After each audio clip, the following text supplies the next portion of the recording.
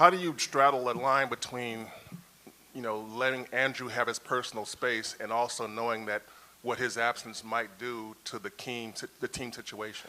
Um, that would be like Andrew, who, as everyone know, previously just had a kid. Maybe I don't know, 5 months ago or so now.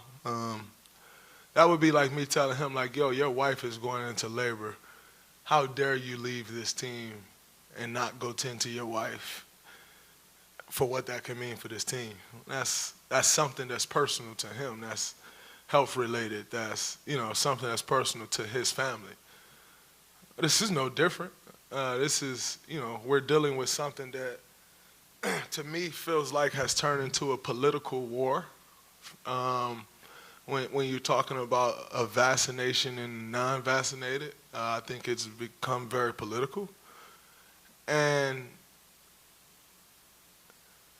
for someone who's not extremely into politics, when you make something so political and not everyone is into politics, then you can also turn those people off, And, I think there is something to be said for people's concern about something that's being pressed so hard. Like, why are you pressing this so hard?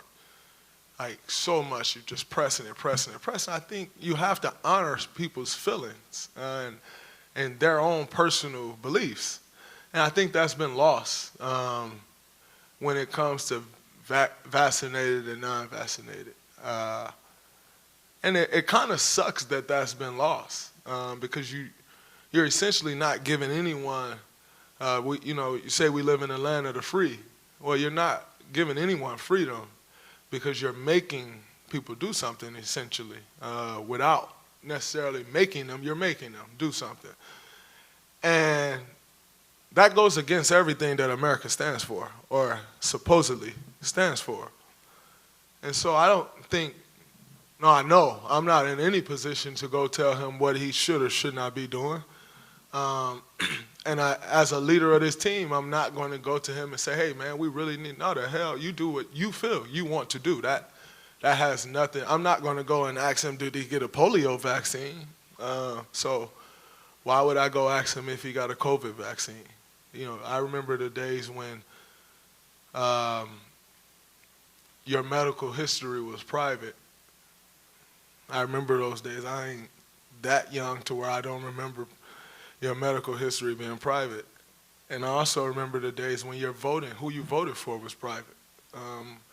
Your choice on whether you were Democratic or Republican was private. I remember growing up and asking my grandma, who you vote for? And boy, don't ask me who I voted for. Like, are you crazy? I remember those days, and it's not so much like that anymore, So I'm a little old school. I think,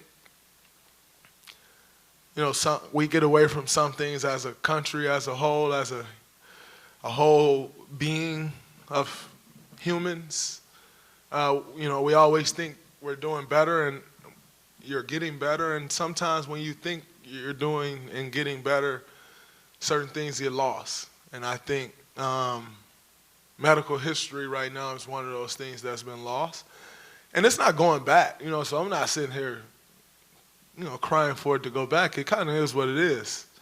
But I said all of that to say it's not my place nor my business on whether he gets vaccinated or not, or who else is vaccinated, or if you're vaccinated and I'm not, or if he isn't and she is. That's none of my business. And I think, people in this world could do themselves a great deal if they actually took that approach as well, because it's your own personal choice at the end of the day, what you do with your body. And, it's not my place to tell him what he should or shouldn't do with his. Like, that's because he's not going to come tell me what I should do with my body. And, so just because I am a leader of this team don't give me the right to go tell him what to do with his. That's his personal choice. On a totally different note,